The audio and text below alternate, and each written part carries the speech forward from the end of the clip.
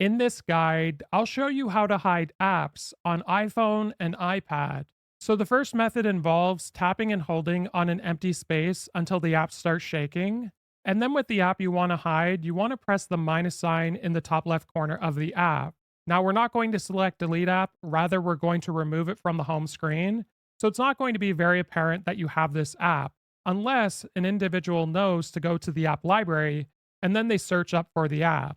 Now, if you want to bring the app ever back onto your device, you just simply want to tap and hold on it, and you can drag it back. And there is another way you can hide entire screens.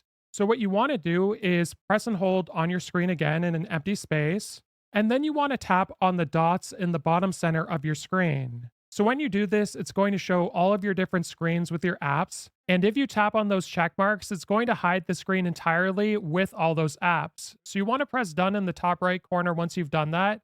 And again, the only way they'll be able to see your apps is if they go to the app library. So these two methods are the best way to hide apps on your iPhone or iPad. But if you want to know how to lock apps so it requires a password or Face ID, click on the screen now.